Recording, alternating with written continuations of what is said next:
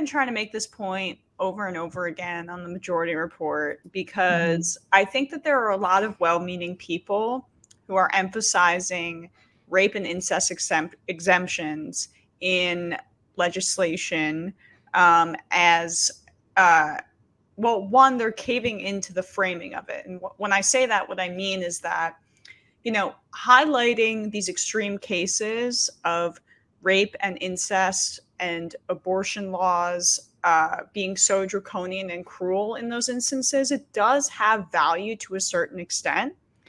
But when you emphasize that above all others, you are caving into the framing that the right wing wants, which is that abortions are only allowable in very specific circumstances, and there has to be a threshold of violation and violence for an abortion, an immoral act in and of itself, to be acceptable.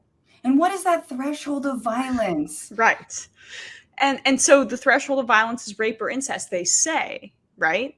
But in reality, if you were to get an abortion, say you're a victim of incest, you're a victim of rape, you have to prove that in the court of law. Pretty sure the timeline for needing an abortion is shorter than that of a trial and conviction of a rapist or a person who, you victimized you with incest, for example.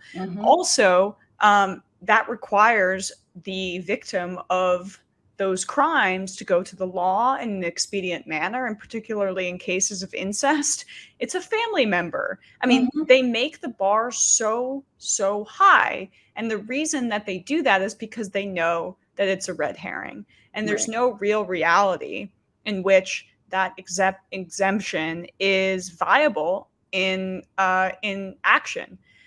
And so even talking about it and caving to that framing is a way to soften the blow for them, for them to be appear less cruel, and also to feed into the stigmatization of abortion as anything other than a health decision made by an individual for their own reasons that frankly doesn't involve anybody else. Right. Absolutely. And I think the whole like safe, legal, rare line that the Democrats were peddling for so long, we need abortion to be safe, legal, and rare. And the rarity versus actually normalizing it. And so over the years, almost like playing into the backlash and the almost like, just like almost setting yourself up, being like, it's like passing gay marriage and being like, yeah, I totally believe in gay marriage, except when you're really in love, or like when you're, unless you gotta have a beach wedding, like legal and beach wedding. Not enough gay people are having beach weddings. Looks like we got to take away the right to get married. Like it's so fucking weird to put this weird stipulation when in fact we know back then and now, like, it's common and also, a lot, like 60% of people who want abortions are already parents. So like not normalizing it is one thing. And then you're exactly right. Like setting people up to just think about the worst circumstances possible, which honestly, to my mind, it's good right now because it's grabbing headlines. But I do feel like Fox learned its lesson from the 10-year-old in Ohio. And they're like, oh, we're never going to cover that kind of a story. Oh, right. Exactly. Again. Yeah. And so, it is good for an initial shock value, but I do think there's, as you mentioned, the Democrats' messaging on this, they barely even want to say the word abortion. I mean, they're so ossified leadership that I think they make a variety of messaging errors. One of them is the one I just mentioned, but the other is that, they make it continuously about a personal privacy right? You have a right to a private healthcare decision. But if they were actually serious, they would make it about a robust right to healthcare. But they're so afraid of having that conversation. I mean, it's the same reason that Nancy Pelosi pushed for COBRA extensions, which are way more bureaucratic and way less efficient in the middle of COVID, as opposed to temporarily expanding Medicare or Medicaid.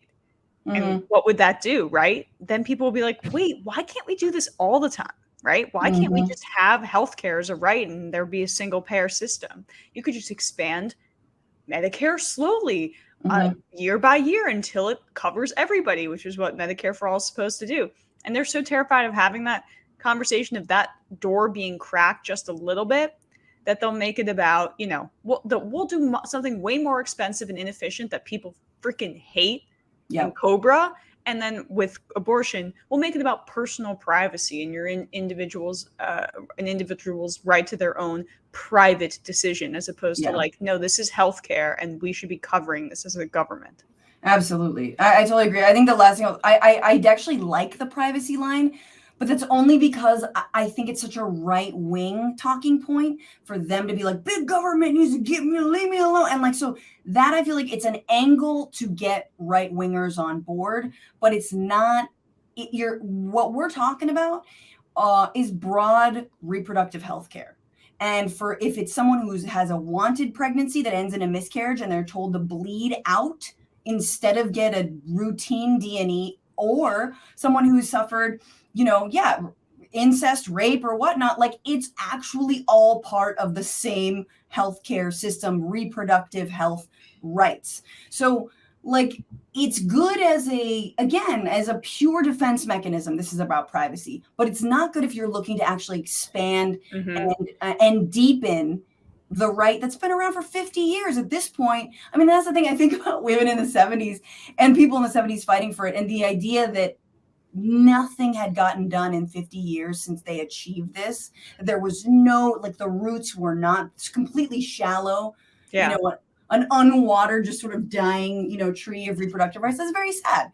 But that's all the Democrats know how to do, right? Is do prevent defense. They never understand that the best defense is a good offense. I mean, and that is a fundamental lack of, understanding with this current leadership.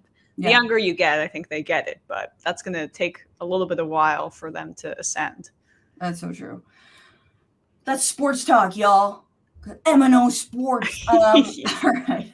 What's going on, Frantifa? If you haven't already, subscribe to this channel right now. Hit that button. And also, you can become a patron and support the show every single week. Get access to bonus episodes and exclusive merchandise. Patreon.com/Bitchuation Room. Do it.